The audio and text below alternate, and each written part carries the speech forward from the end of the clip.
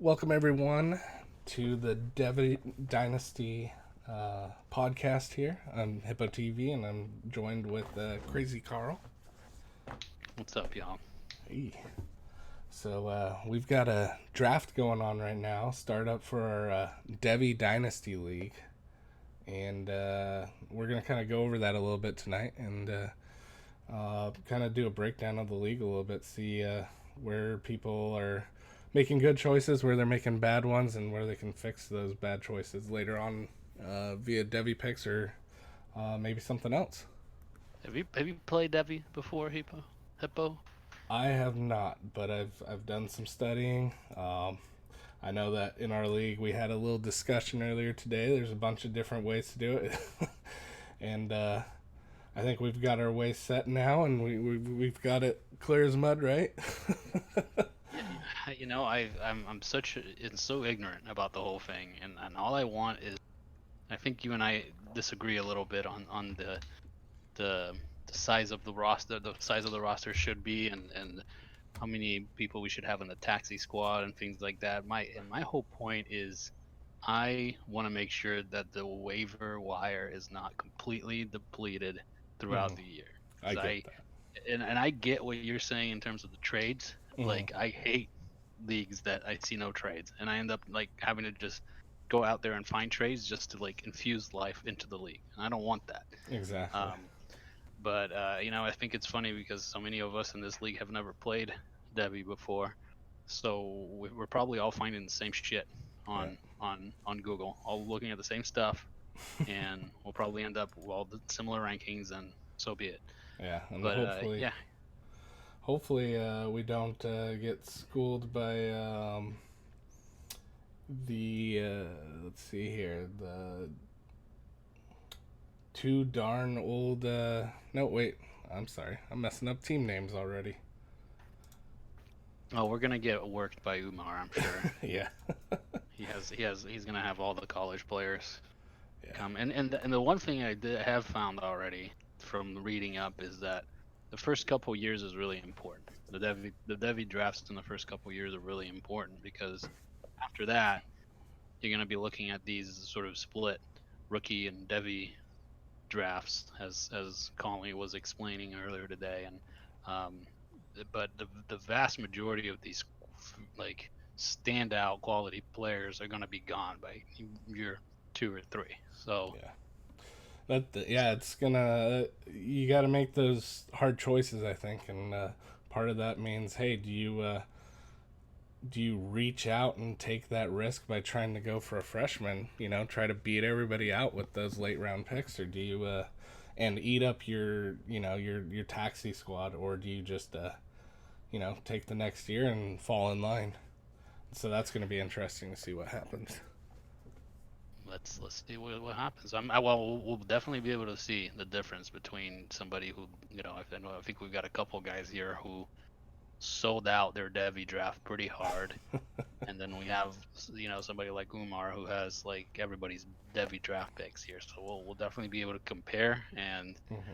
take a look at where these teams are Yeah, at the end of the year and at the end of next year, and be able to reassess the whole thing. But I'm interested. I'm very interested to see how this Devi thing goes because I'm new to it. So definitely. let's get to it. Yeah, so let's hop into the veteran rookie combo draft here.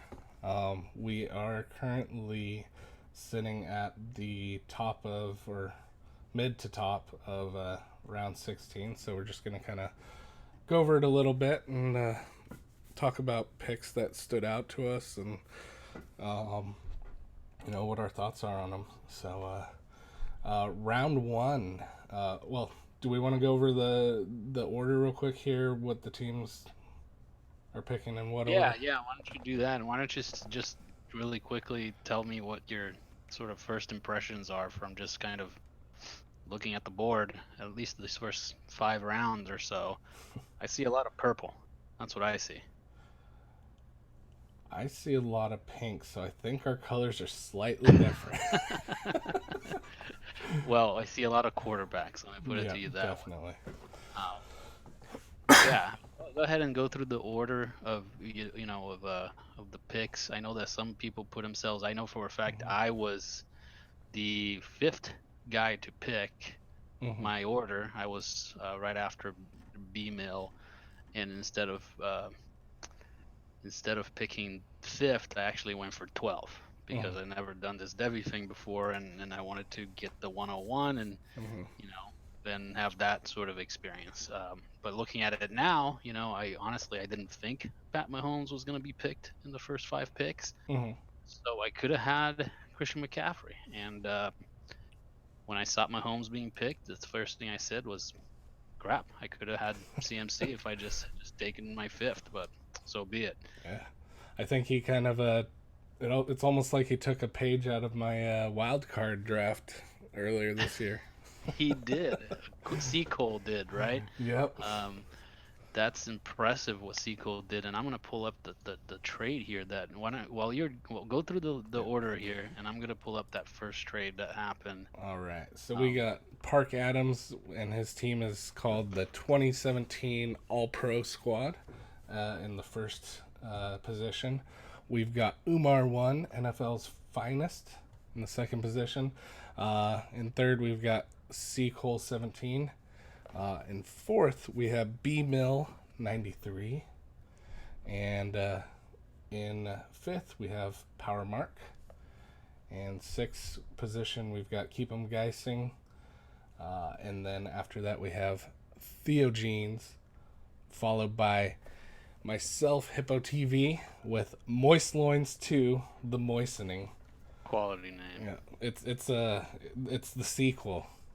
the sequel. Just kind of like I can already tell this is gonna be more successful than number one. yeah. I started out with almost exactly the same. All I needed was Pat Mahomes. you, Yeah, you didn't go strong enough at the beginning I for those guess. picks, the way Yeah. the sequel did. Actually, this time I didn't make any trades, but we can get back into that a little bit later. Hmm. We have Jay Tate Ball with two Darnold Gunslingers. We have L. Conley, 24, with the Fantasy Big Heads. And we have Kart Walla in the 11th position, and we have you rounding out the 12th position as the Death Stars. That's right. All my team names this year are plays on Star Wars. So that's my theme for 2019. Nice. I love it. So All I'm right. still scrolling, just trying to get to these trades because until the draft is over, it doesn't give us a list of trades. Mm-hmm. So I'm just kind of scrolling through the but in general, what you see is you have the Sequel moving from From third, it from looks like. yeah, from third to first, right? And then he also gives up.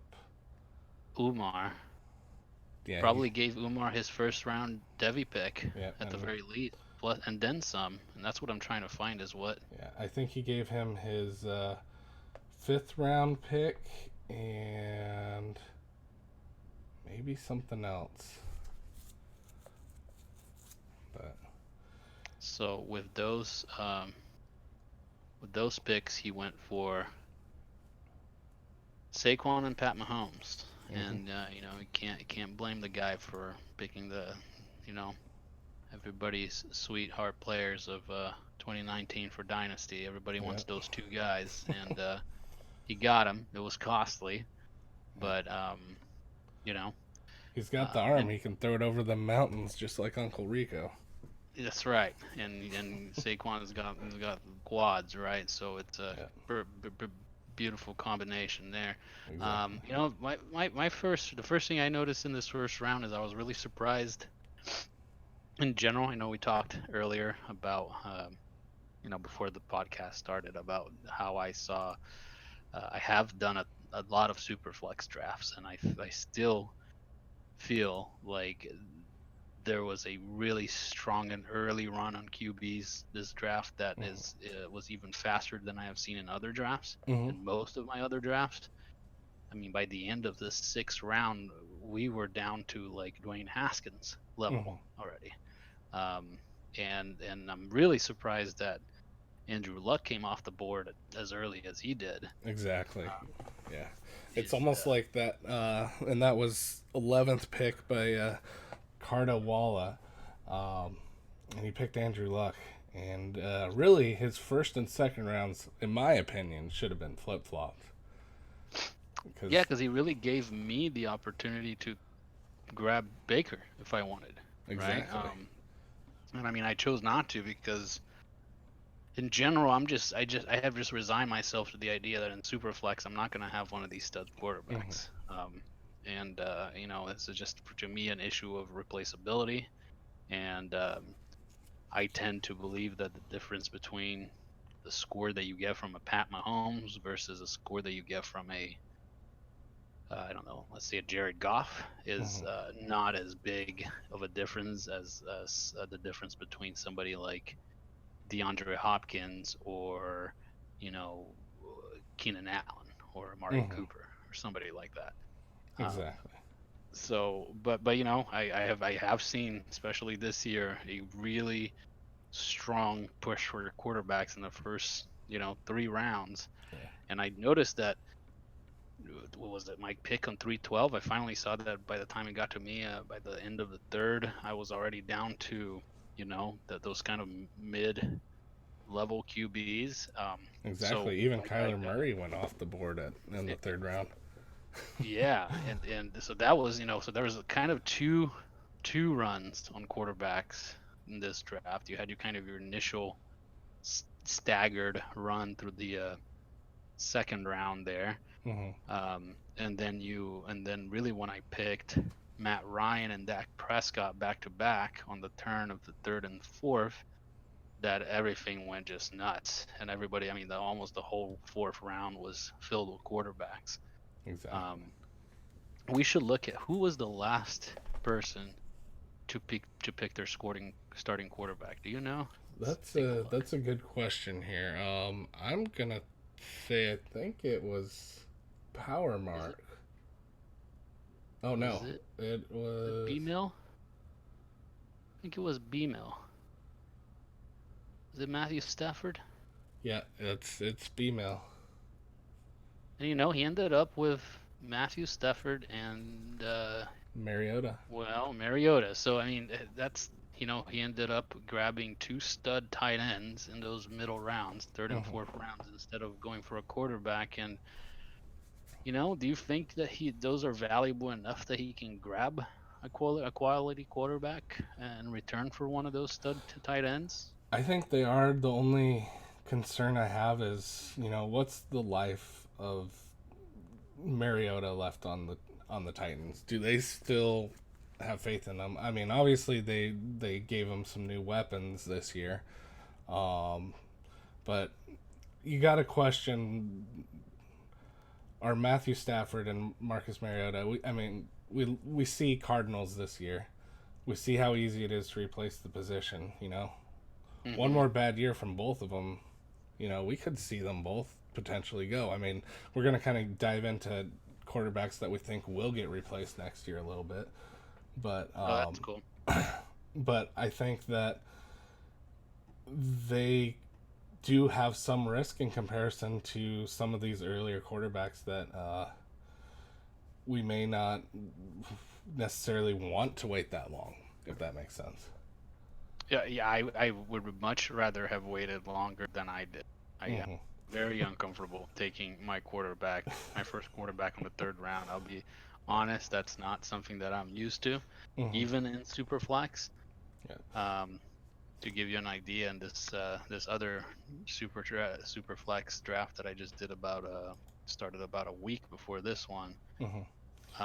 I took my first quarterback on the end of the fourth round, Mm-hmm. and that was Jared Goff. So that kind of shows you that how quick quarterbacks went off the board Mm-hmm. this draft. Jared Goff went off 311 in our draft, and Mm-hmm. in this other draft where I grabbed him, he went the whole round later. Yeah. That's pretty significant. So let me follow that up with a question. Okay, so let's say we're in a standard dynasty league here. doesn't it feel kind of gross if let's say you're sitting at the Superflex Standard Dynasty, you're sitting at the 102, Kyler Murray's off the board, you're short on quarterbacks, Dwayne Haskins is staring you in the eye, but there's You talking Josh about the rookie Jacobs draft? right, yeah, there's Josh Right. Jacobs right behind them. I mean, that's kind of, I think, why people dive in and they take those early quarterbacks is, you got the Patrick Mahomes, you got the Baker Mayfields who are super young. I mean, even Deshaun Watson, he's 23 years old. You get this quarterback, and that's your position for a long time. You can, it's a set it and forget it kind of thing. And I get the value in that. Yeah. Yeah, I that's something that I haven't valued as much as I probably should, because you're right. I mean, you think of I know I brought up DeAndre Hopkins earlier in comparison, but I mean, really what you're looking at is with the 101 in almost all these dynasty leagues, regardless of whether it's super flex or not, is you're having Mhm. Saquon come off the board at Yeah. 101 almost every time. And listen, this guy is how much longer can they do this? Exactly. Yeah, and Right. that's kind of the same thing too. Is if you get your QBs locked in early, your shelf life for running backs are so short. Like, I mean, you get 4 to 5 years, you're looking at a good usage out of a running back. I mean, look at Todd Gurley. He's what, 24 years old, and people are acting like his legs are falling off. Yeah, exactly. The like, you've got Christian McCaffrey, who's had almost like unprecedented usage in his system right now. And then Saquon, exact same situation. We could say that about all these people. I mean, look at Alvin Kamara last year when Mark Ingram was serving his suspension. He was getting run pretty hard into the ground. Oh, And, he couldn't have lasted the whole season doing that. no, No. exactly. And It, so taking these QBs kind of opens you up to taking these positions that don't have as long of a shelf life in these rookie drafts, and I think that's where people like Seacole and Cardawalla are kind of thinking about that. Is they're like, hey, if I lock in my QB, I can use my rookie draft picks to kind of lock in these positions that aren't as good of a shelf life. And that's another thing that was kind of weird this year is who's the number one pick in a startup veteran last year? Todd Gurley. Yeah, for me, I've seen a lot of Todd Gurley's, but I also saw a ton of Odell Beckham Jr.'s. And Oh, you're talking Dynasty? I yeah, thought you were talking. Dynasty last year, Yeah, it was basically OBJ DeAndre and Hopkins, and Andre Hopkins, right? yeah, and that's the thing is that people are hitting on. If you hit on a good quarterback and you get solid receivers afterwards, you're set, and then you can basically take your rookie picks and just work on those positions that turn over so fast. Yeah, you're definitely. Yeah, you've convinced me. I would definitely not like. I actually like being later in the first round, Mm-hmm. so that I don't have to make that decision between picking one of the top four stud Yeah. running backs. Um, as I said earlier, I when we were picking our draft positions, I was right there where I could have taken Christian McCaffrey or decided to go to the 12th, so I Mm-hmm. could have the 101 in the Devy draft. Yeah. Then I probably would have been in that. I would have been in that situation where, do I want to pick Christian McCaffrey or do I want to grab DeAndre Hopkins? And I probably would have gifted, keep them guessing, Christian McCaffrey at 6, because I just cannot. I would have a really hard time, Mm-hmm. using that valuable of a pick on somebody who, like CMC or Saquon. I'm just looking at Saquon's touches. He had Mm-hmm. 350 touches last year, man. Yeah, that's That insane. that you can't keep that up for very long. No. So that's something else. Is how long do you keep Saquon now Mm-hmm. that you have him? And Do you let's look on the flip side of that too. I mean, we're looking at people like David Johnson and Le'Veon Bell. David Johnson, back into the second round. Le'Veon Bell, 3-1. These are guys that were top of their games 2017, 2018. Well, not necessarily David Johnson because that injury in The injury, 2017, yeah. but and then we're not even gonna mention last year. Ugly. Yeah, Sam Bradford, get out of here. Um, but these guys, they were league winners, and now they're what, 27 both? Yeah, both of them. And people are already talking, hey, these guys are ancient. We got to offload them. So Hmm. I mean, you're looking at people like Christian McCaffrey. He's 23. He's only 4 years out from being in that David Johnson age. Yeah. I Yeah. mean, I mean, David Johnson. Do Go you ahead. want a guy that's 4 years out from being gone, or do you want someone like Devonte Adams who's 26 and can play well into his 30s? Yeah. I mean, I am a strong believer in the power of wide receivers and the longevity of wide receivers. Exactly. Yeah. The second reason being is that just how much often these guys get hurt, these running backs get hurt. Hmm. I think I forget where it was that I read the rate of busting on your first round picks Hmm. um, is higher than you would think, and it's usually because of injuries, And we right? saw that It's last year. I mean, look at Royce Freeman, and that's not even an injury. That's losing out to an undeclared free agent. Philip Lindsay, man. Or What undrafted, sorry, undrafted free agent. Yeah. undrafted. Right? Well, I'm a Broncos fan, so that was a beautiful thing for me to see. And I Yeah. picked up Royce Freeman in just about every draft that I could. So Hmm. I was a bit heartbroken in fantasy, but Yeah. And Rashad Penny's another perfect example right there. And that's right. You yeah. know, show up fat to your training camp and hurt your finger or whatever it was, I and think what you got to do is you got to, as soon as you get drafted, you just got to go into that team room and take your shirt off. Uh, make your coach take his shirt off. That's the tip. exactly. Yeah. Then you'll be drafted high and won't be a bust. Hmm. So just really quick because you touched it on the David Johnson year last year. Hmm. Why are people so high on the Bucks this year? In I get it, the Bruce Hmm. Arians system, but what did the Bruce Arians system do for David Johnson? Last year, and why are we having this just kind of expectation that Jamie Winston, who didn't play half the year last year and lost his starting job to Ryan Fitzpatrick, is now, we're looking at this team like it's gonna be like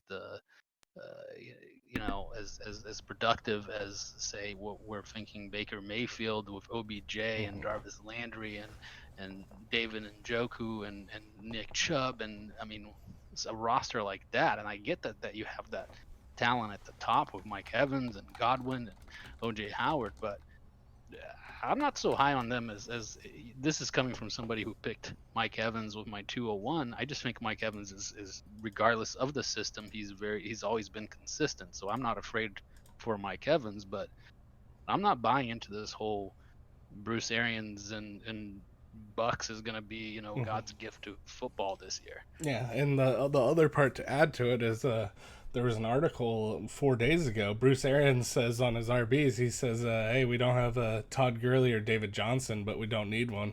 I mean, that's not very reassuring. It's not that you don't have one. You have a Ron John, okay? Yeah. Talk about a rookie bust. Yeah, they've got Derrick Henry light basically, Yes. a poor man's Derrick Henry. Yeah, well, not even close to as powerful of a back as Derrick Henry. Hmm. I happen to be a Derrick Henry believer this year. Oh man, Believe that that, makes one of us, I guess. because I mean, well, we just talked about Mariota earlier. Hmm. What? Yeah, I don't expect Mariota to all of a sudden become a competent quarterback this year, Hmm. and we were talking about earlier about the before the pod about what a terrible landing spot for Hollywood Brown, but Hmm. what a terrible landing spot for AJ Brown, and and Hmm. uh, and it breaks my heart.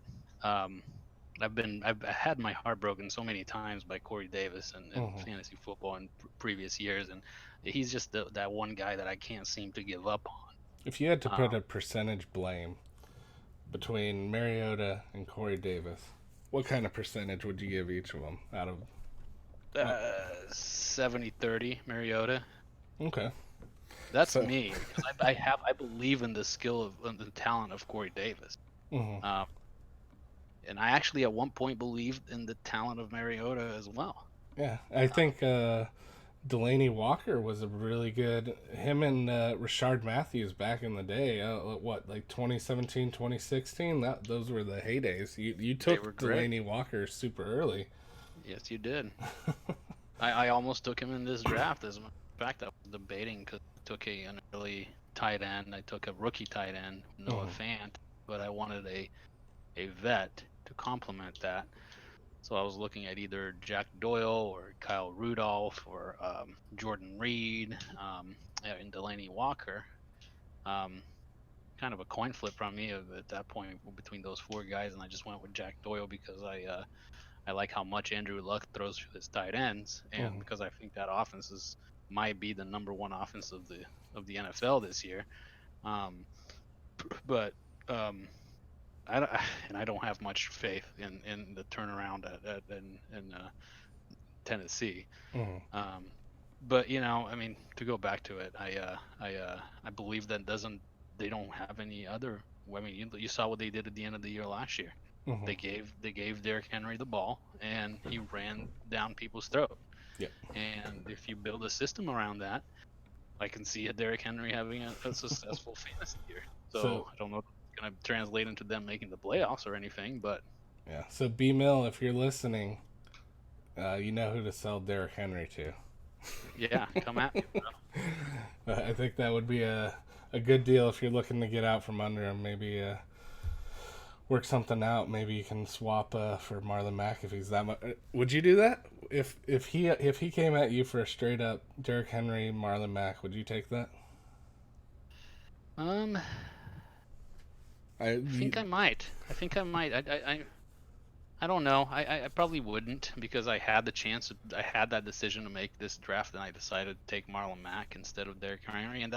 But that was honestly mainly because I own so many Derrick Henry shares in other leagues. hmm. I own no Marlon Mack shares in any other league Well, if you pick because up Derrick Henry one more time, you can. I mean, you might as well just go get a jersey for him, right?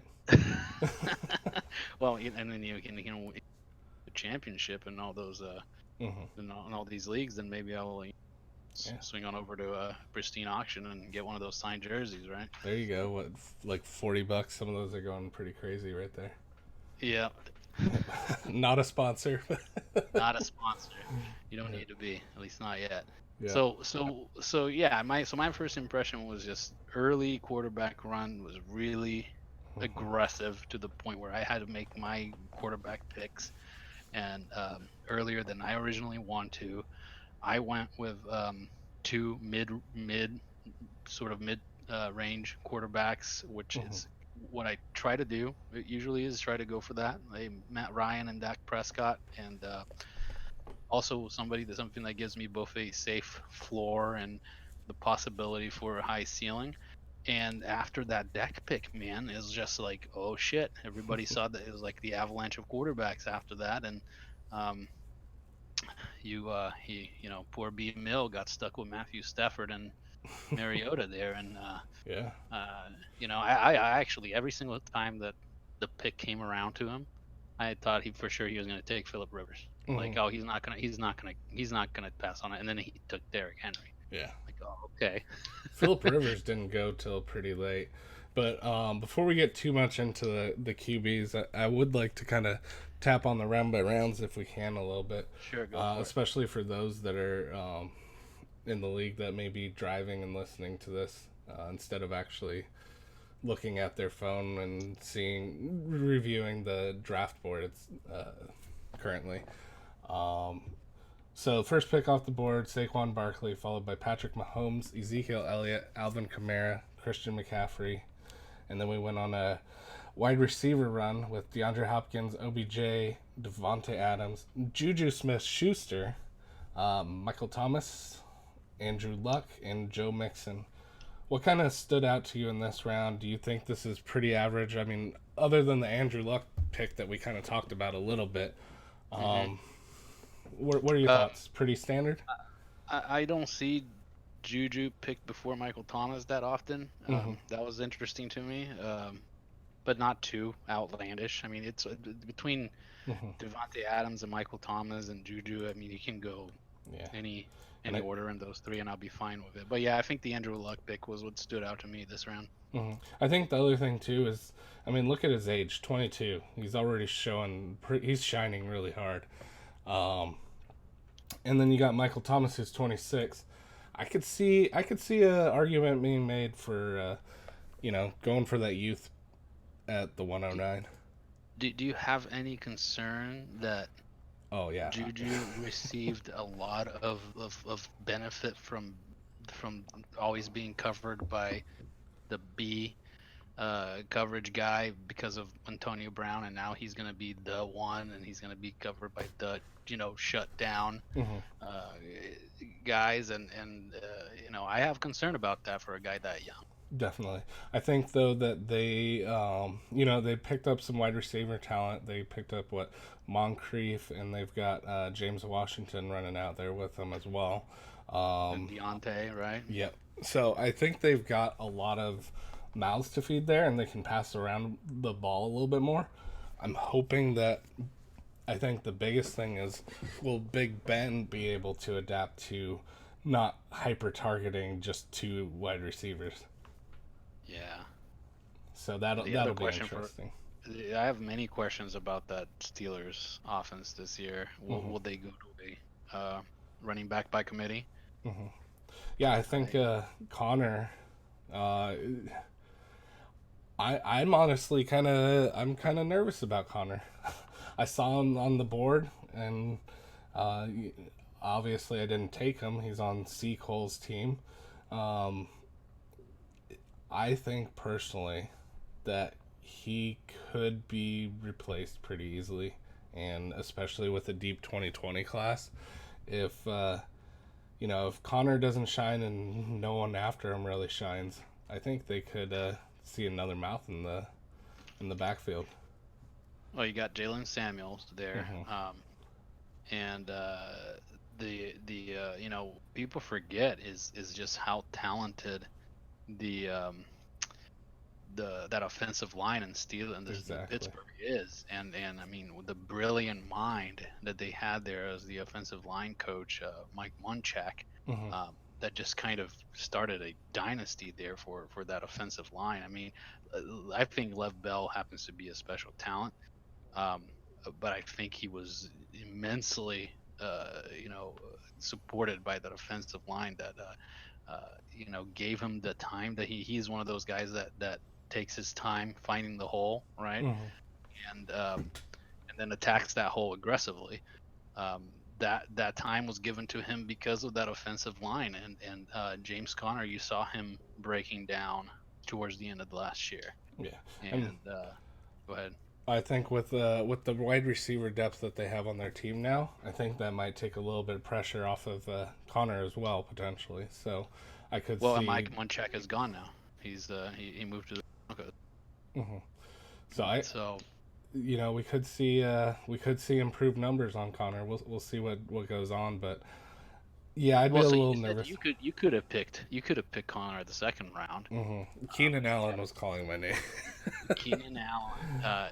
Yeah, I was Keenan Allen. I believe can't believe he went at 308. I hmm really thought he was gonna go It's sooner than that. it's the Mike Williams effect. It is right. I can't believe that he's going almost. He's him and Amari Cooper have been going what I Yeah, consider to be too late in these drafts. yeah. They're both going to outperform their draft positions, I think. And I you hope went so. with Todd Gurley at hmm 204.5. And what do Yeah, you think about Todd Gurley dropping this far in these dynasty drafts, man? I love it. I'm picking up Todd Gurley every single chance I can get because people are acting like his legs are falling off. He's got no knees. It's bone against bone. he He's got a wheelchair basically. The guy's 24. If they reduce some of his carries and manage him well, he's still going to produce massive numbers. And I think getting him at the 205 where I got him right now, that is a steal to me. Yeah, give that to me every day, right? Exactly. I'm kind of shocked no one grabbed him. I was really expecting to grab a Dalvin Cook, which went right afterwards. So I was shocked and I was happy. Well, if Joe Mixon hadn't been there, Mhm. and I was making the decision between Gurley or Melvin, I probably would have ended up picking Gurley.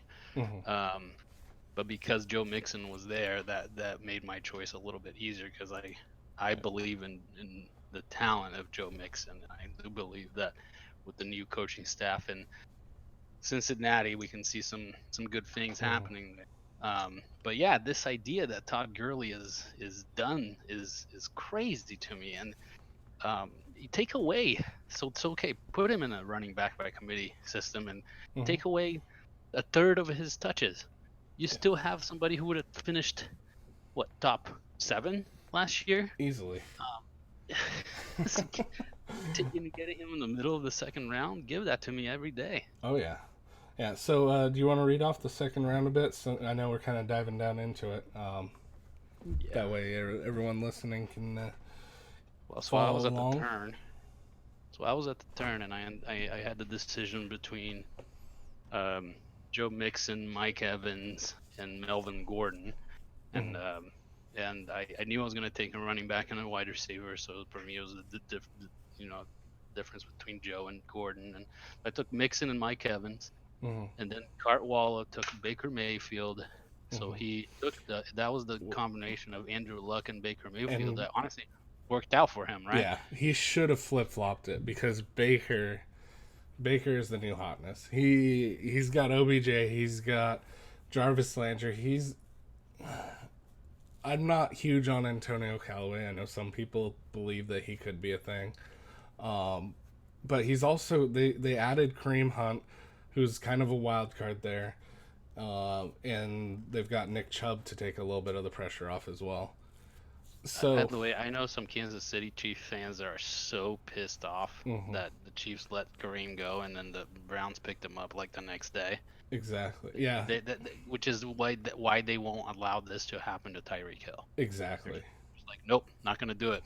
yeah. It makes sense. Why would you get rid of your top studs if someone's just gonna pick them up with no regrets? It's No like, regrets. yep, no regrets, not even Yes. one. So after that, you had Deshaun Watson come off the board. Mhm. L. Conley picked him up, his first quarterback. Melvin Gordon, you took Todd Gurley. Dalvin Cook came out right at 206 off the board, followed by Russell Wilson, David Johnson, Stephon Diggs. Big fan of Stephon Diggs. Mhm. Um, then you had Carson Wentz and Aaron Rodgers. I believe I've seen Aaron Rodgers go earlier in Mhm. these drafts, and I feel like in the past I have seen Russell Wilson drop further than he did, and Aaron Rodgers be picked earlier than he has been, Mhm. or than he did in this draft. And then Julio Jones at the 212. Yeah. So, Here's a question what for jumps you. out to you? Well, I've got a question first before we dive into that. Aaron Rodgers, how many years do you think he's got left in the league? Oh man, He's 35 right now. uh, I think he could be around for You another think he could pass Brady? 4 years. No, I don't. I don't think Brady is human. I think the guy has got some kind of deal packed with the Yeah. devil that He's will got keep his body younger than anybody else's. pumping that wheatgrass directly into his veins, right? And it's that woman of his, that Brazilian woman of his, feeding him some crazy shit. Yeah. Um, I think the biggest thing that stood out for me is Cardawala. I think really should have taken Baker first and then Andrew second. Hmm. The risk of losing Baker is so much more than the risk of losing Andrew Luck, in my opinion. What Um, I will say about that though is that not the order, but the picks is that I think he did a great job Mm-hmm. of mixing experience with youth and floor with ceiling, right? Exactly. I But you think don't. We don't. Go ahead. I think the one thing about Andrew Luck is that he hyper targets his one receiver, whereas Baker seems to spread it around more. Hmm. It'll be really interesting to see how Paris Campbell affects that dynamic between Andrew Luck and T.Y. Hilton. Hmm. Some people are calling this the end of T.Y. Hilton. I don't know if that's necessarily No. true, or at least the downfall of him. But I think it'll affect him somewhat because really he's got another capable wide receiver with him. So it'll be I think really if interesting. I think if anything, it hurts somebody like Hines, Hmm. who was just such a prolific pass catcher last year. Hmm. And everything I've read from the Colts camp shows me that they're really trying to move Paris Campbell in space Hmm. and put him in some because that kid is fast, Yeah. man. And you put him in space and you get some favorable matchups for him. Hmm. Um, I could see I could see Paris Campbell being used in a similar fashion that Tariq Cohen is used in that Matt Nagy system Hmm. in Chicago. Of course, not the same way, but in sort of this kind of a what do you call it? Um, it's like a wild card type of player, at least in his first year, until he Hmm. develops into a more sort of consistent wide receiver. I do think he probably becomes the one in that system at some point, but I Definitely. don't think that's today. No. Yeah. Well. Yeah. It'll be interesting to see what happens, and I think the other dynamic that we'll get into later once we get to where they're picked is Eric Ebron and Jack Doyle. It'll be interesting to see where that goes there. I mean, Hmm. loyalty historically has been to Doyle, but Ebron was hot last year. He catches touchdowns, that's for sure. Yeah. So what stands out to me the most here? Um, Well, you said it was Cartwalla. yeah, I You think know, that was weird, and then also Julio. He's getting up there. He's I've well, been. you have those veteran wide receivers, right? Julio and then Hmm. popping their heads there at the turn of the second and third, and almost every super flex draft that I've done this year, and it really depends a lot on how long you think these guys have left, right? Exactly. Here's the thing though. Um, I can say an aging wide receiver that has foot problems, and you think AJ Green, but Julio Jones is right there as well. Yes. The And difference though being that AJ Green misses time and Julio does though. exactly, but That's this a could big be the year. I difference. mean, he's what 29, 30 this year. Sorry. Hmm. Um, Julio's Julio's not getting any younger. I think one of my recommendations that I wrote down was, you know, for Park Adams, the 2017 All Pro squad. Dude, focus on youth next year. Try Well, if you're not in contention for the championship this year, flip to a contender and get yeah. some youth. I mean, I just flipped to his roster right now, and I know we're gonna Kings later. You're gonna go through it, but yes, if you're with a roster like this, if you Mm-hmm. notice by week 5 or 6 that you're not gonna be contending for the championship, find those teams that are and move Bell, move Julio Jones, move Antonio Brown, and go Exactly. for that youth that you need, man. Latavius Murray. There's a lot of people. I mean, I would love to have Latavius Murray on my team if I'm Mm-hmm. going for the championship this year. He's a great flex player. Here's So another idea I had here. You tell me if you like this one. I had a recommendation. Maybe he moves his 112 in the Devy pick and his 4-1 for like a Kenyon Drake or something. Add some depth to his running backs because yes. he's got Ezekiel Elliott, Le'Veon Bell, and Lamar Miller. And I don't want to dive too much into his team yet, but Hmm. After that it gets kind of gross. You got Rojo and Latavius Murray. Right. I mean, this does seem to me like Park Adams really went for the win now. Mm-hmm. Roster. I've got some things to pick apart from his roster later on, but there's a big keep Rojo, see what comes out, see what happens this year. Mm-hmm. But if you're not contending, I definitely would flip what you can. Start selling. Fire sale. Kenyon Drake is a great example of one of these guys who was primed for a breakout. Mm-hmm. Probably would have had a breakout sooner had it not been for Mr. Butthole over there in Miami, who's now in the Jets, right? And have you seen some of that tape that's been surfacing? People are passing around on Twitter. It's like Kalen Balaj was stopped pretty much by the first guy on the line. 43 out of 45. Yeah. Unbelievable.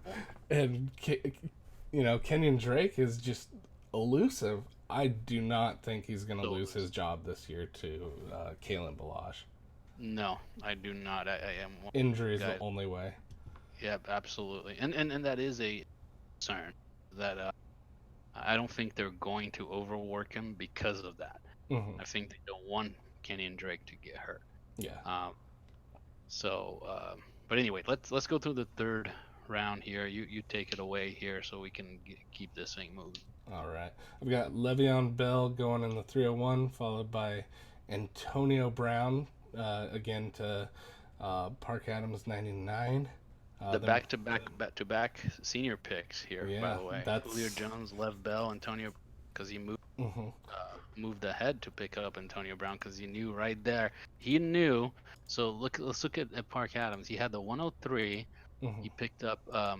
He moved out from 101 to the 103, and for that he got that 302, I believe, in that trade. Mm-hmm. So he was able to pick up Zeke, and then by the 212 he noticed what was on the board and said, "That's it. I'm gonna pick these three senior guys, and I'm gonna go for the win right now." Julio, Lev, and Antonio Brown, and it's I like it.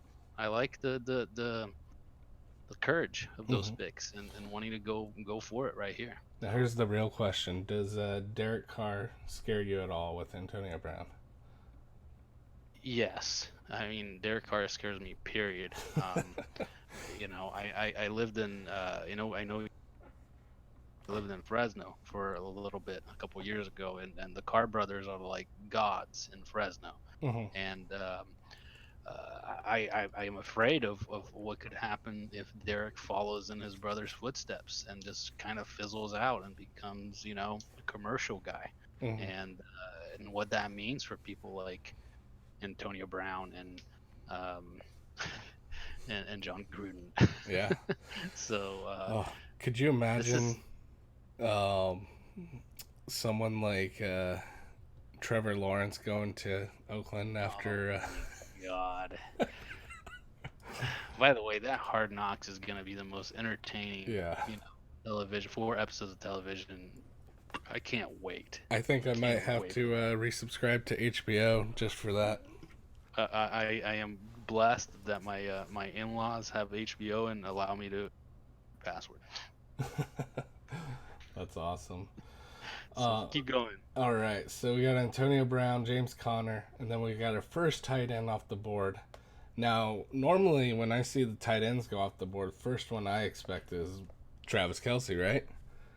100%. Yeah, no, not the case here. We got George Kittle, followed by Travis Kelce. So that was an interesting pick. Do you think Kittle will repeat this year? He probably is going to have a great year. I think he's going to have a record-setting year again? Yeah, I think it's a prime regression candidate. Totally, but let's say he regresses and but he's still probably top 5 tight end, right? Mm-hmm. In what world is George Kittle more valuable in that San Francisco offense than Travis Kelce is going to be valuable in an offense that without Kareem Hunt and without Tyreek Hill? Mm-hmm. So what? In the set it and forget it mindset of youth, I get it, but the pick right after for B-Mill 93 is a little questionable. And later, when we get to his team, you'll see he's got George Kittle with Zach Ertz in his flex. What? It's So if you didn't want disgusting. to pick an older tight end, then why'd you pick Zach Ertz in the next round? Exactly. Yeah. So And I'm. guess what? That ended up meaning that he got stuck with Matthew Stafford. He Mhm. could have had a He could have had a Trubisky or a Garoppolo. correct. No, he couldn't have Or I'm sorry. Jack Yeah, I'm or looking at it Josh backwards. Allen or Ben Roethlisberger. Yeah. I would have if I'm ranking teams, I would rank him much higher for having a Lamar Jackson than having a Matthew Stafford. I'll tell you Mhm. that much. Um, I'm gonna go ahead and agree to disagree there, and I don't want to give away too much what I'm gonna say about Lamar Jackson, but I'm gonna yeah, disagree there. we'll get to. We're probably gonna get to what 5 rounds tonight. I don't know Yeah, where we are on this on the we're clock here. But yeah we're about a good 50 minutes in. We're all only right. on round 3.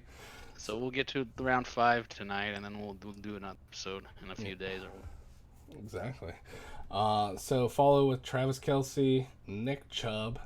Um, Personally, that's a little high for me, but we'll For see. Nick Chubb. Yeah. Yeah, Um, I mean, I'm concerned what happens when Kareem Hunt gets back. exactly. Yeah.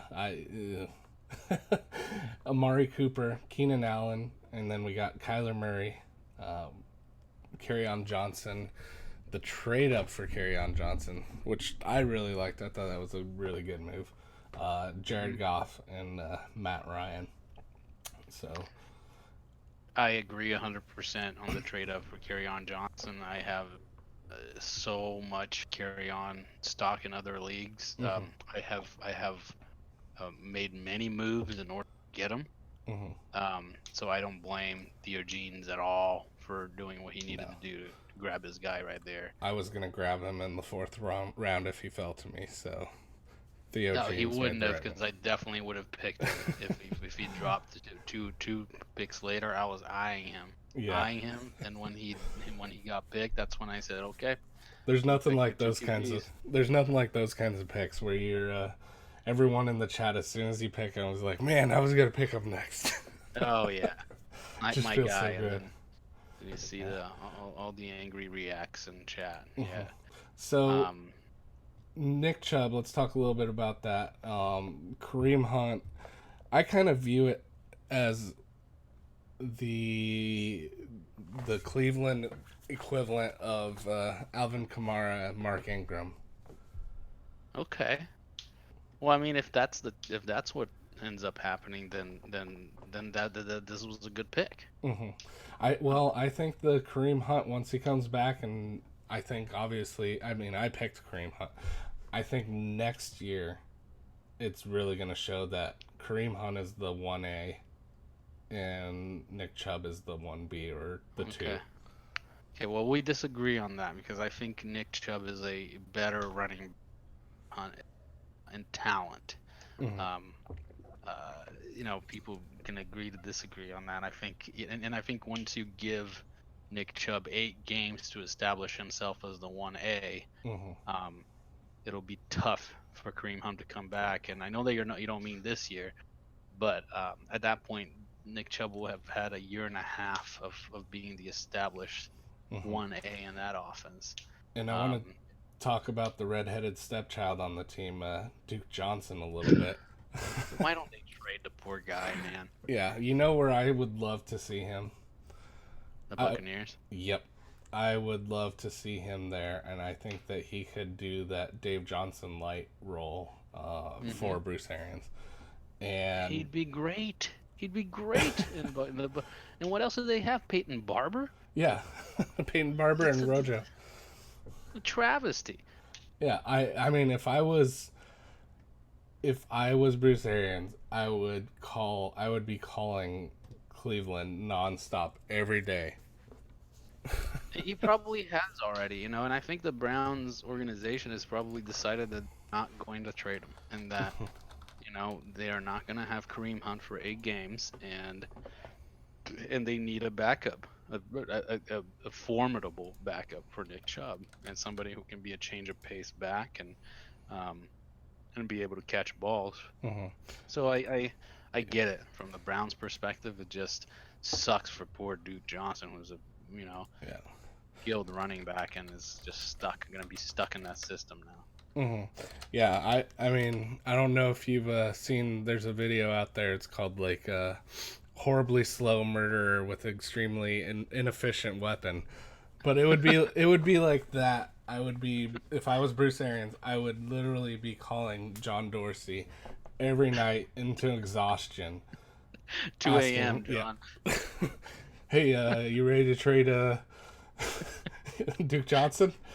Well, so let's do this. So if they can't get Nick Chubb, because I agree that I think the Bucks is like the prime candidate for wanting to go after a trade for a running back. Mhm. Who else do you think they go for if they just keep getting turned down on Duke? I would honestly start poking at like, uh, if they're that low on Naeem Hines, that could be an option. Hmm. You know, I mean, what it seems like Bruce Arian likes is he likes a pass catcher. You know, maybe he starts talking with, maybe if Devin Singletary starts taking off trying for a TJ Yeldon. I agree on the Buffalo backfield, but I don't see why they wouldn't just go. I think Buffalo wants to trade Shady Hmm. and I That don't might not be see a bad 1 year deal, but exactly. And give Ron John more time to develop. Use mhm, him as a change of pace back and mhm, kick Peyton Barber to the curb, and develop Ron John under Shady. yeah. Is Or is what I and it would not even be an expensive deal. here's another option. If I was Bruce Arians, I'd call up the 49ers. Hey, which who do you Jesus, not want? yes. You want Matt? Can I have Matt Breida? You're not going to get rid of Matt Breida. What about Jerick McKinnon? I think Shanahan is just trying to break the record for running back. Yeah, I mean, I'd be making calls if I was Bruce Arians. Like, I'd hire an intern, and that's what they would do all day long is just make calls to every single team. So I mean that's you picked on the Nick Chubb pick. For me it would be that Kittle over Kelsey pick that to me Hmm. just doesn't make any sense. Yeah, But Amari Cooper is still someone that I don't. Ugh, he's burned me too many times. yeah, I get that. Just in this other draft that I did before this one, I had that exact choice that Theo had. Hmm. Do I pick Amari Cooper or do I pick Keenan Allen? Hmm. And I swear it took me. I think my league mates thought that I was just messing around, but it really took me about 2 hours of research of looking at everything about these two guys to decide, and I ended up deciding on Keenan Allen, even though I had already picked Melvin Gordon earlier that round. Hmm.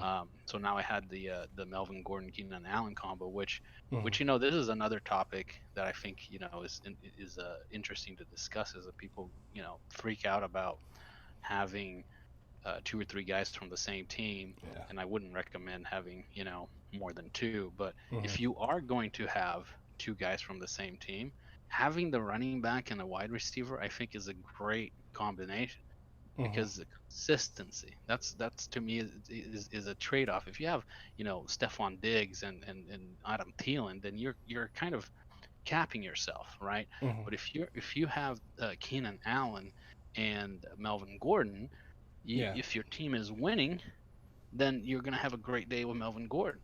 If Yeah. your team is if the Chargers are losing, then you're going to probably have a great day with Keenan Allen. So it just kind of adds this consistency of no matter how the Chargers are doing or how the team is doing, you're going to probably have a good day from one of those two, Hmm. you know?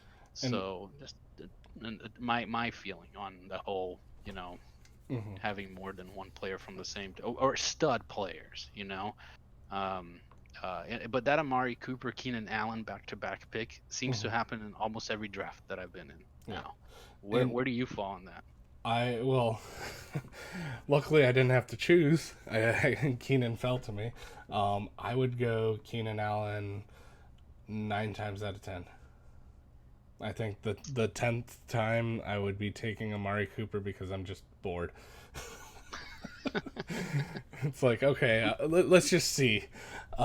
But the other thing that's kind of interesting too is people are saying, hey, Mike Williams is the new hotness. He's the Hansel to the Zoolander. Um, Sure. I was sitting at the 605 and I was wondering, do I stack up with the Keenan Allen Mike Williams? I was seriously considering it, but the biggest thing that deterred me from that was Josh Jacobs and David Montgomery going off the board. Sure. Which Umar reached for back to back on the fourth round for the youth. Yeah, and Leave it to Umar to do something. I Um, actually like that, and I'll get into that a little bit later. But yeah, um, I don't. It's not a negative comment for sure. yeah, Um, and the last thing on Keenan Allen is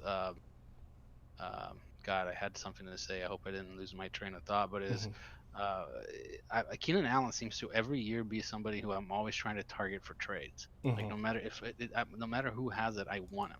yeah, And it's always based, but it's based on consistency. Okay, Keenan Allen's one of those guys that you see what you get what you see, hmm you see what you get. Like you however many targets you throw to Keenan Allen, that's how productive he's going to be. hmm Okay, whereas Amari Cooper is like the direct opposite, right? I don't think you wouldn't argue with me that Amari Cooper has a higher ceiling, right? hmm no, Right. So Amari Cooper has a higher ceiling. Keenan Allen just has yeah, such consistency. And when I'm looking at, so if I had picked a very consistent first and second rounder, hmm I could see myself going for an Amari Cooper yeah. for the upside. And I had Um, that too because I have Devonte Adams. I thought about, do I want the boom bust of Amari Cooper? If it was a best ball league, hell yeah, I'd do that. yeah, there you go. Well, So, and the last thing that I will note on the third round here is that's because of that move for on Johnson 308 or 310. mhm, I decided to just go back to back quarterbacks because I saw this early run on mhm, quarterbacks and said I just want my guys right here, my two mid range guys. I'm gonna pick him. yeah. So I And gotta ask though, go ahead. Matt Ryan. I mean, you got Mitch Trubisky, Jimmy Garoppolo on the board. Cam Hmm. Newton's still on the board. What does Matt Ryan offer to you in a dynasty league at 34 that makes you scream, I gotta take Matt Ryan before even Dak Prescott? Well, I mean, for me, it doesn't matter which one I took first, Yeah. right? I mean, back. So I knew I was going to take Dak and Matt. For me, it's if I did not, I'll tell you this: if I did not have my plan set up to take Trevor Lawrence with my 101 hmm Devy pick, and what you will see later in my draft, which I'm glad that I was able to execute, by the hmm way, flawlessly, which was to take Drew Lock and Joe Flacco later in the draft. hmm I, I'm setting myself up for the Yeah. future. I have faith in Drew Lock. You can I even believe. flip one of those two. You could flip Joe Flacco to someone that's hurting this year in QB, and we'll kind Absolutely, of dive into that a little bit probably in the next absolutely. episode. But I've been doing that in a lot of drafts, Hippo. I've been pairing up Drew in dynasty drafts. I've been pairing up Drew Lock with Joe Flacco so that I can have that QB3. I do have to spend an extra pick on it, but it comes from that belief that I believe that Drew Lock was the number two quarterback of this class, and I hmm can't believe he fell. As a Broncos fan, I'm just so stoked about what John Elway was able to do Yeah. this draft. And give me Drew Lock over Dwayne Haskins any day. I hmm think Dwayne Haskins is probably more, and Daniel Jones, of course, more NFL ready right now. Can Yeah. probably step on the field and make less mistakes than Drew Lock. But in terms of talent and skill, long term in the NFL, hmm I think you're going to see something really special out of Drew Lock. And maybe in a couple years, you'll call me out and say that how wrong I was. But right now, I look at the kid, I look at what he's been doing in camp and his attitude and where he's come from and the talent that he has, all the tape that I watched of him. I think the kid's the real deal, and it's just a matter of letting him sit behind Joe Flacco long enough so that you're not throwing him to the wolves. And I think that was what was so smart of John Elway to do, to take him as the third pick of the draft for the Broncos rather than the first or the second. Just gives him that, takes that pressure off of him, gives Hmm. him that time that he needs to develop under a veteran quarterback. So I'll say this: if I didn't have that plan to go for Drew Lock, and if I didn't have my 101 Trevor Lawrence pick already in the bank, I Hmm. probably wouldn't have picked Matt Ryan. I probably would have gone with a younger Jimmy G or Mitch Trubisky, Yeah. um, for youth in Yeah. the future. All right. So we're in the fourth round now. Looks like there's a pretty heavy QB run here. You want to go over the fourth round real quick so that Yeah, before so we that dive that in? really started the QB run outside of Cartwalla, who really decided to, you know, Yeah, first plant his three flag picks. on Tyreek Hill right there. Yeah, Um, Jared Goff. Well, yeah, Jared Goff, Andrew Luck, Baker Mayfield. His first three picks. Not in that so order, so but yeah. so can you? I don't have the balls like Cartwalla does. I don't have Hmm. the balls to take three quarterbacks as my first three picks and then pick a guy who might be suspended from the NFL. Yeah, Right. and That's after that, Leonard Fournette, whose legs really are falling off. I know I don't even think I haven't looked at the rankings. I don't know Hmm. how to rank him, but that to me is takes balls right Hmm. there. Yeah, if I Luck, was El Conley, I would sell freaking Reichwell Armstead, and I would raise the price so high to him. well, he needs it if he wants to do anything this, right? I mean, Yeah. Tyreek Hill from a guy who's really worried about in another league, penny, right? If Hmm. you if you're gonna sell Tyreek Hill that low, don't draft him. Exactly. You know. So anyway, you got Dak, Tyreek Hill, Power Mark, moves into that 403 spot for Cam Newton. Um, Sam Darnold, Jimmy Garoppolo, Jamie Winston, Mitch Trubisky, Kirk Cousins. I mean, what a run! I mean, as soon as that Dak pick at 401 happened, it was just like everybody knew they had Hmm. to pick their quarterback right Yeah. then. Well, I needed Um, my homer pick right there. of course, your 49ers. Well, and I have mine. Yeah. I'm Noah fan, so everybody has a little bit of that. Um, and that 409 pick that I just can't wrap my head around B Mill's No. strategy of taking Kittle and then Ertz. If So I was him, I would sell for some youth.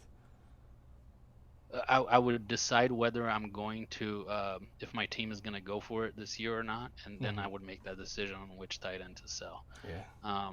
Then you've got Adam Thielen at 410, and then you have the back-to-back Umar picks Hmm. with Josh Jacobs and David Montgomery, And the I love youth, those.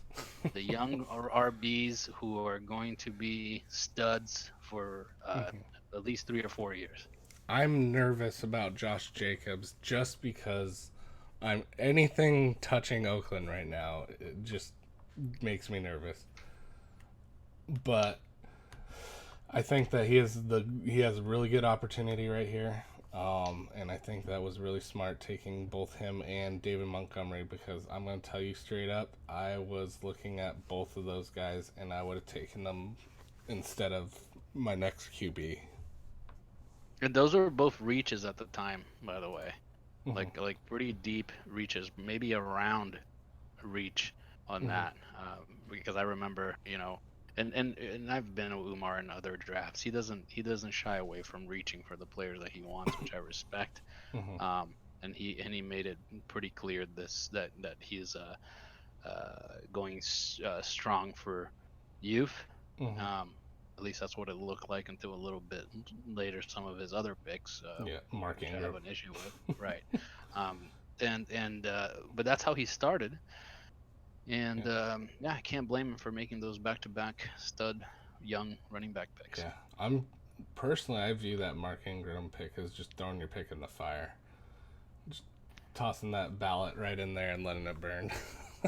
But we'll get to that later. Um, Right. Sell him. You're not going to be competing this year. Sell him. exactly. So Zach Ertz was the big one that stood out to us. Adam Thielen, he's not getting any younger. He's 28, but still, I think he's got plenty of tread on his tires. Tyreek Hill is the biggest reach right here to me. Yes, for I sure. think you could have waited at least two more rounds. Mm, I think maybe one more round. Okay. I think because I think if he would have made it back to me as well, see that's the thing. I'm at the turn, Hmm. so I would have, Let me I might have s- taken him my 601, let me just to say see that I what I. picked him in the sixth instead of the fifth. Yeah. Are we able? I'm trying to find Well, where you I. can just start a new draft board, Dynasty draft board Hmm. on Sleeper and see where what round he falls to. Yeah. But I mean, I can tell you right now, drafts that I did. Yeah. And this changes, of course, right? You got tired as news start coming in, or the lack of news start coming in. He Exactly. starts, being picked earlier and earlier. This draft that I did last week, he was picked in the sixth Hmm. round. So that's I what I got was him basing in. it on. I got him in our other league at the 811. Yep, which is great, which is Yeah. beautiful, right? I was Um, I was dying. I was so nervous leading up to that pick. well, I think you're golden right now. If Yeah. something really drastic changes, it's like Exactly. Yeah. No, 10 games. I was just nervous that someone was gonna grab him. Honestly. Oh, I see. I see. Yeah. But the fourth round, I do think that's a bit Hmm. too much. What do you think of Kirk Cousins going this early? You like it or eh? I'm looking at his other picks. Yeah, I don't know that I like. I I mean, but that's his in that number one. yeah, in that situation, right? I mean, but I know you're gonna take issue with the Lamar Jackson pick too. So it's Hmm. which is his QB2. Yeah. Um, but Honestly, I'd go me, Josh Allen right there. yeah, between Kirk, Lamar, and Josh Allen, I probably like. I think he's the guy with the bigger upside and the longevity to last in the NFL without being broken in half by all the running that he does, Exactly. like Lamar Jackson is going Yeah. to. But no, I mean I don't like Kirk Cousins in fantasy. I think Hmm. he's a fine, quarterback and is probably going to end up doing well in Minnesota. But and I went back in the day. I was really hoping that he would end up in the Broncos. And Hmm. after I saw his price tag, I was glad that he didn't. Um, but Yeah. nobody else was left. That's a problem for him. It's Yeah. once that he was at the end, and that people always say, don't be. You want to be at the beginning of a run, not at the end, right? Exactly. Uh, he caught himself there at the end. Same thing with B Mill, right? Everybody else in that QB run had already picked their first, except Exactly. those two. So here's So another one that's kind of weird. The Sam Darnold. Would you take him over Trubisky or Garoppolo or even no, Winston? no, I wouldn't have taken him Because over it. they have And I so many like more Sam, weapons and all of like, what has he got? right? Quincy Enunwa, Robbie Anderson. It's like Um, what is it? Who else does he has? He has Lev Bell, Jamison Crowder. Jamison Crowder. James. I thought Jamison Crowder was gonna be a bigger deal than he ended up being. I was Hmm. disappointed I in think him. he can put Um, some in his twilight. and I liked what I saw from Darnold last year. Hmm. I just don't like him more than what I saw from Jimmy G and Mitch Trubisky. Like that's for sure. Yeah. Here's a question for you. Who would you rather have on the year? I know. Well, would you rather have, or who do you think will be better, Zay Jones or Jamison Crowder? Oh man, that's a tough call. Yeah. Um, I see it. I see a world in which Zay Jones becomes Josh Allen's favorite target. Hmm. Um, I also see a world in which Crowder becomes Sam Darnold's favorite target. Hmm. Um, so I would say they're pretty close to me. And if I had to just pick, I would probably end up picking Zay Jones based on youth and talent. Yeah. Um, Not that I am a strong believer that he's going to have a breakout year this year or anything, but I think this isn't the last year that these guys have together either. So, Hmm. Yeah. His last 5 games were 20.7 points for Zay Jones, 2.2 points, 1.1 points, and this isn't standard league. Sorry, 12.7 and 21.3.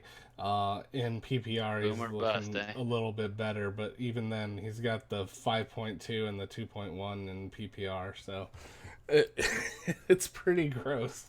It's boomer bust, man. But Yeah. but here's the thing: is this is correct me if I'm wrong, but this is Zay Jones. It's his Uh, second year. Well, this will be his third year in the league, right? right, but he's only been under this system, right? Mm-hmm. Jamison Crowd, this is his third system now, Mm-hmm. and nobody's been able to make something of him. Mm-hmm. And I start looking at wide receivers. Well, let's see what happens in the Jets, right? We haven't seen what happens in the Jets, but if nothing happens this year, then I put Crowder into that pile of wide receivers that Mm-hmm. no matter what system they go to, the coaches can't seem to find a way to make him shine. Yeah. And that's a red flag for me. I view him as a solid wide receiver 3, and those are really what you need to like kind of take home the championship a lot of times, because by the end of the season and whatnot, when injuries are hitting and whatnot, you got a solid wide receiver 3, and that's going to push you over the finish line. Yeah, those flex positions I think are make the team at the end of the day, Exactly. which is once you get to the rounds, say looking at rounds like in our draft, sort of rounds 10 through 13, those sort of rounds Mm-hmm. is when you start seeing those your second flex position come off the board, and you kind of start seeing where people are going. Are they going for future, or are they going for win now? Mm-hmm. Or a mix of both, right? Because that's a lot of where you can start reaching for some of these other rookies, right? Like DK Metcalf went right at the end of the ninth. Mm-hmm. Um, Debo, you took Debo in the 10th. Mm-hmm. Miko Hardman in the 11th, Arcega Whiteside in the 11th. Yep. At the same time that I took, for example, Sterling Shepard on the Mm-hmm. 11th, at the end of the 11th. I mean, I don't see a world in which, and maybe we'll disagree on this, but I don't see a Mm-hmm. world in which Debo Samuel or Miko Hardman or Sega Whiteside have a better year than Sterling Shepard does. Yeah, that This I will this year. disagree there. I think that I think Tate's gonna be the go-to guy there. Sterling Shepard, if he couldn't do it previously, I don't think he's gonna do it this year. I mean, it could be the Eli Manning effect, but Right. I don't I don't foresee him being the guy. I think Tate will be the guy. I think Evans could be the guy stepping up a little bit. Sterling Shepard will definitely be good for NFL, Evan, not you necessarily mean for Ingram? fantasy. Evan Ingram. Gotcha. Yeah. Gotcha. You mean Ingram. Gotcha. Yeah, I don't know what Golden Tate and I did not like what I saw from Golden Tate and the Eagles last year. Mm-hmm. Um, and if I'm a big fan of what the Eagles have been putting together over Mm-hmm. there. If I had to call second best or second favorite team in the NFL, it'd probably be the Eagles. Love what Doug Peterson has done there, Mm-hmm. and the sort of system he has built. And he had a hard time making Golden Tate. And I know that it was a mid-season trade and Mm-hmm. everything, but I feel like you have to put Golden Tate in a position to succeed, Mm-hmm. um, or he will not. I think he So can with Daniel Jones, and that's probably going to be in the next episode that we talk about that. But okay, well let's go into our final round here for the. all right. Um, Go ahead. All right, so for 5-1, we got Lamar Jackson. 5-2, we got Josh Allen, followed by Ben Roethlisberger, um, followed by Matthew Stafford, Brandon Cooks, Kenny Galladay, AJ Green, Dwayne Haskins. So we got a rookie QB, second one off the board. T.Y. Hilton, Aaron Jones, Leonard Fournette, and DJ Moore. So let's address the elephant in the room. This is my statement. It's not very bold, but I believe that Lamar Jackson will not be the starting quarterback for Baltimore next year.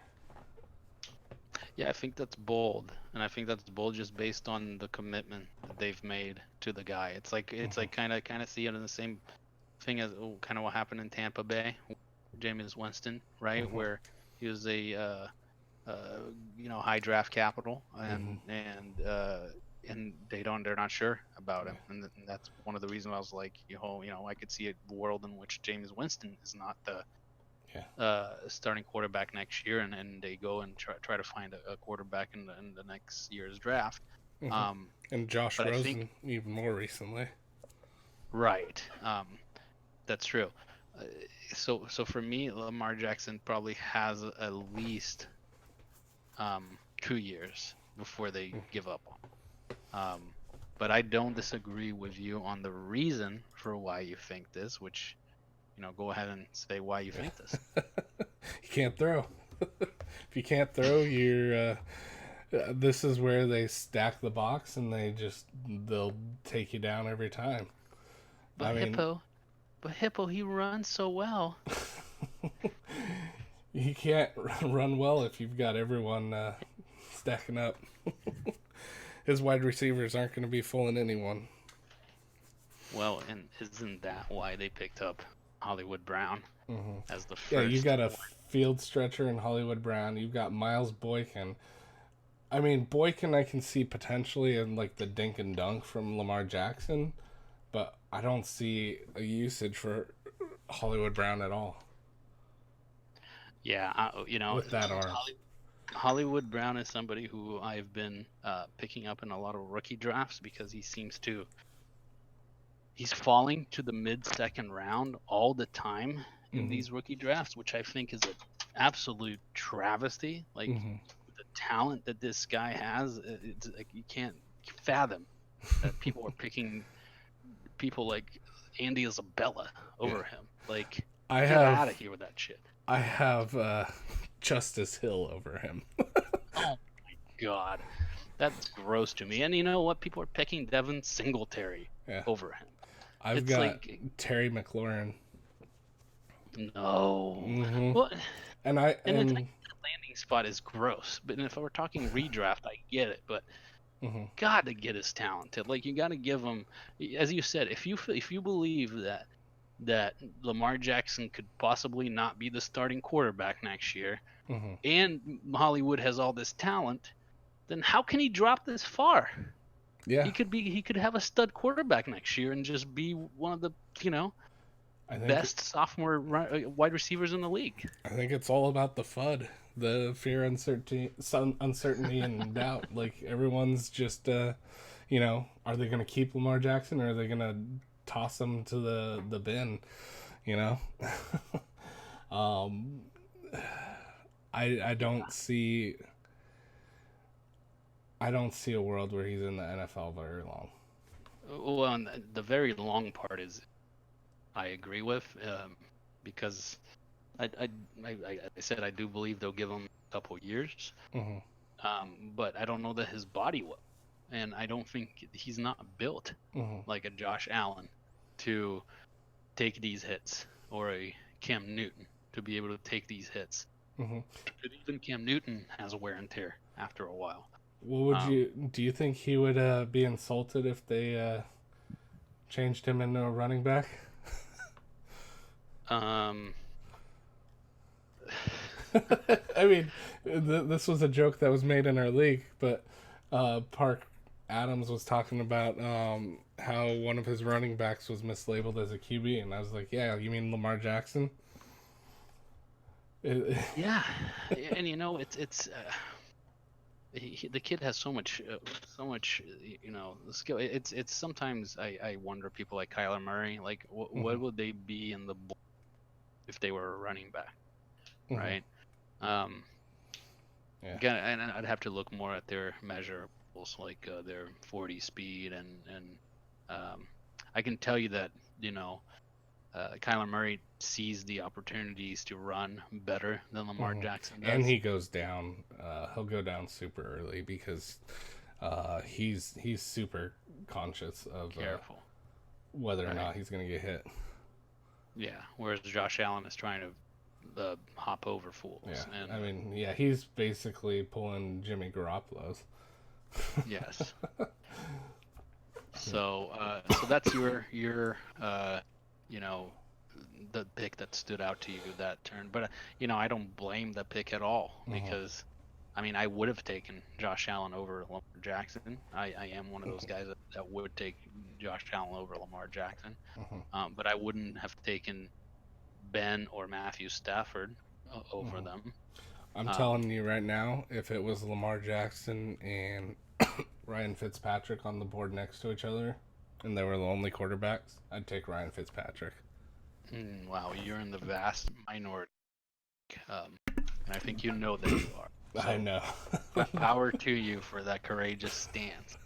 Um, my standout on this, there aren't really any um, sort of picks that stand out. I think I believe Dwayne Haskins going to 5 or 8 is probably fine, Mhm. especially after you took Jimmy G with the pick before. Mhm. So you you're definitely going for youth there, and you believe in Dwayne Haskins. I Definitely. look at 5'11", and I just the balls on Cartwalla. It's just like Yeah. I'm gonna take 3 quarterbacks, and I'm gonna take a guy who's not gonna play for probably 10 games, and I'm gonna take one of the riskiest running backs in the NFL. If I was Um, him, I would have not sold that Damian Harris pick to you, and I would have picked up Reichwell right there. wow, that early, huh? I would be so nervous, sweating bullets every round that I would reach for him with Yeah, Leonard Fournette. And the same thing if I was the Dalvin Cook owner, which is yeah. Theo Jeans, I would be reaching out to Cartwalla and I'd be like, Alexander Madison, what do you want? What do you need? Like, Yeah, and here's my Devy picks. Take one. Or all of them.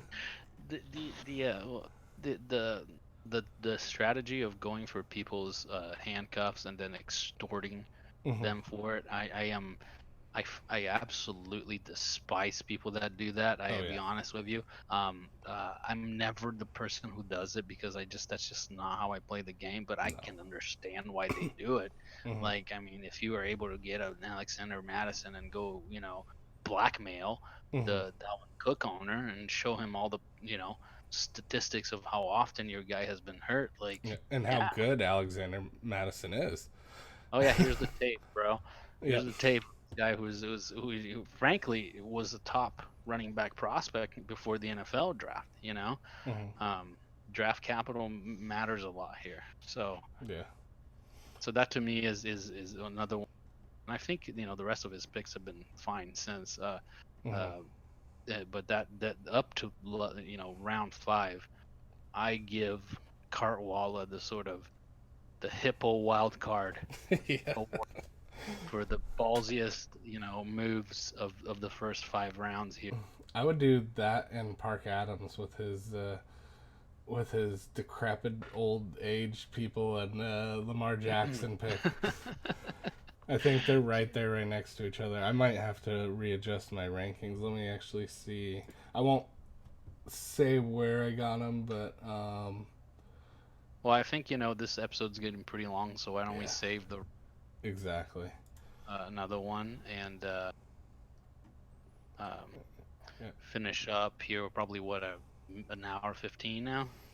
Yeah. Actually, we're an hour and a half, so Okay, yeah. so let's Hopefully, close you up guys because have a nobody long wants to listen commute. to our dumbass for more than longer than this. Yeah. Um, yeah, it's been fun.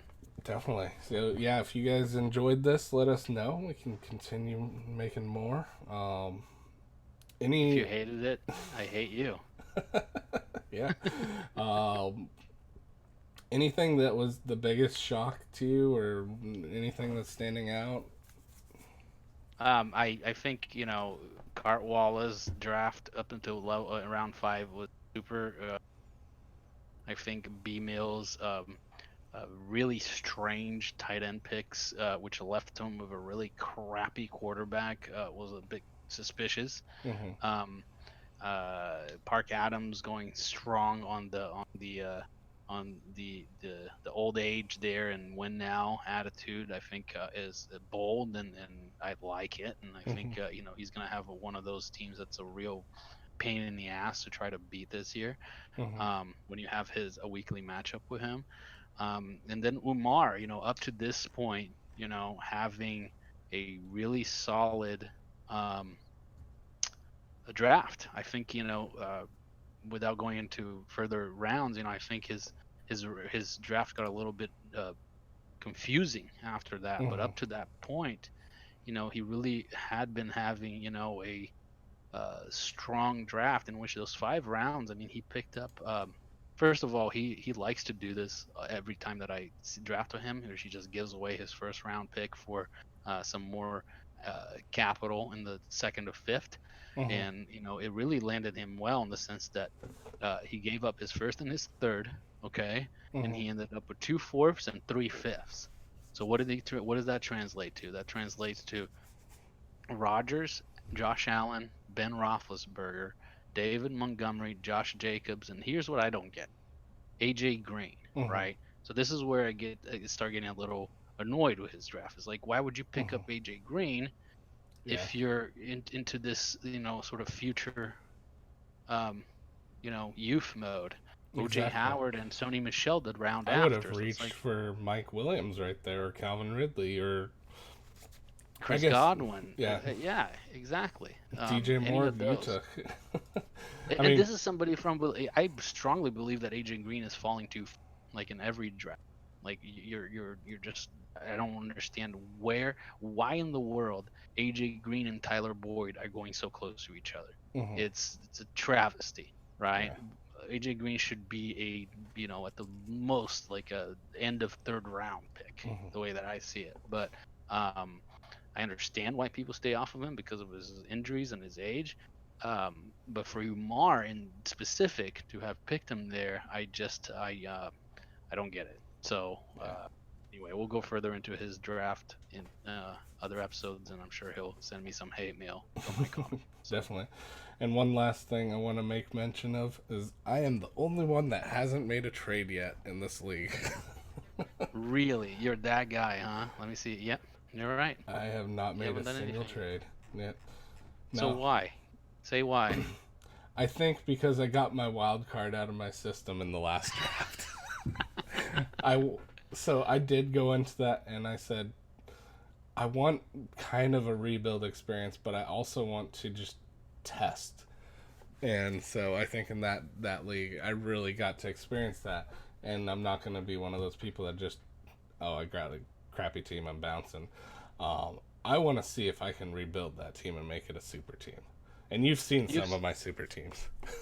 Yeah, no, and you've started doing it well in that other the right moves.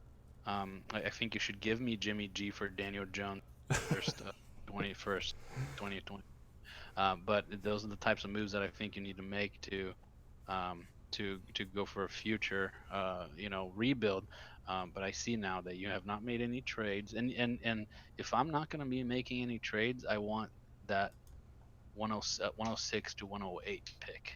Hmm. When I think you're right there, where you don't have where you can play the ADP game, you don't have to Exactly. reach very much, and you can just kind of see who falls to you. Yeah. And I am So that's focusing nice. hard on youth. I see that. And we'll get more into that when we break down the rest of the picks, and I think we'll go a lot faster next time, and hopefully get into like team comps and see, hey, where are people strong, where are people weak, and what can we do to make your teams better.